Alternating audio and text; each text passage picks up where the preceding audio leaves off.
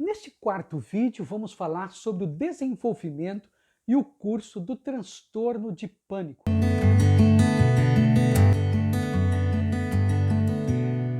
A idade média de início do transtorno de pânico nos Estados Unidos é de 20 a 24 anos.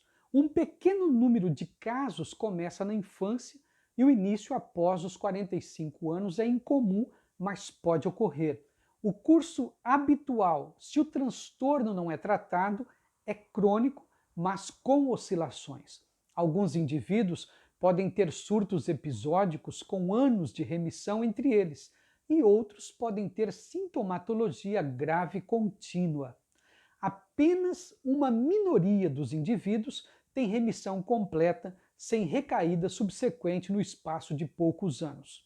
O curso do transtorno de pânico geralmente é complicado por uma variedade de outros transtornos, em particular, outros transtornos de ansiedade, transtornos depressivos e transtornos por uso de substâncias.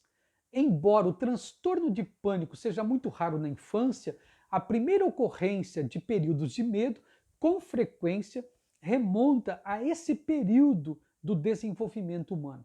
Como nos adultos, o transtorno de pânico em adolescentes tende a ter um curso crônico e frequentemente está relacionado com outros transtornos de ansiedade, com o transtorno depressivo e com o transtorno bipolar. Até o momento, não foram encontradas diferenças na apresentação clínica entre adolescentes e adultos. No entanto, os adolescentes podem ser menos preocupados acerca de ataques de pânico adicionais do que os jovens adultos. A prevalência mais baixa do transtorno em adultos mais velhos parece dever-se à atenuação da resposta do sistema nervoso autônomo relacionada à idade. Observa-se que muitos indivíduos mais velhos, com sensações de pânico, têm um híbrido de ataques de pânico de sintomas limitados e ansiedade generalizada. Além disso, tendem a atribuir seus ataques de pânico a certas situações estressantes, como um procedimento médico ou contexto social. Os indivíduos mais velhos podem apresentar explicações para o ataque de pânico, o que excluiria o diagnóstico de transtorno de pânico, mesmo que ele tenha sido inesperado no momento.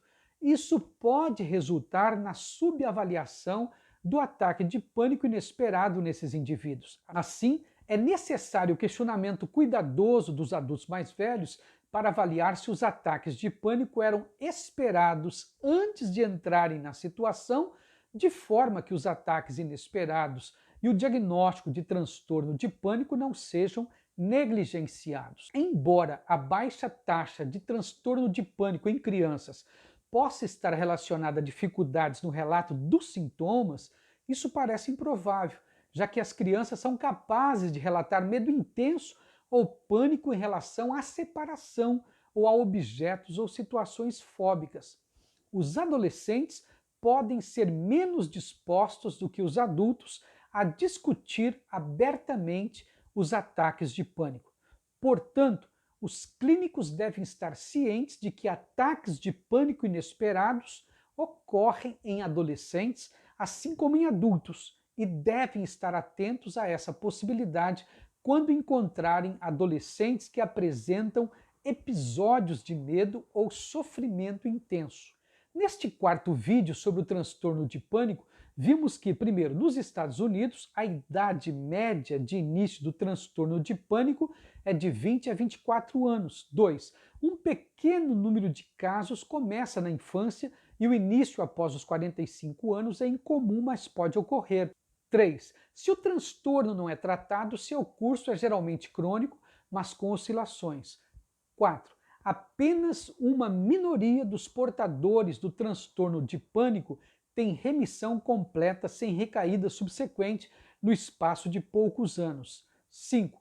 O curso do transtorno de pânico geralmente é complicado por uma variedade de outros transtornos. 6. O transtorno de pânico em adolescentes tende a ter um curso crônico e frequentemente está relacionado com outros transtornos de ansiedade, com o transtorno depressivo e com o transtorno bipolar. 7. A prevalência mais baixa do transtorno em adultos mais velhos parece dever-se à atenuação da resposta do sistema nervoso autônomo relacionado à idade. 9. Os adolescentes podem ser menos dispostos do que os adultos a discutir abertamente os ataques de pânico.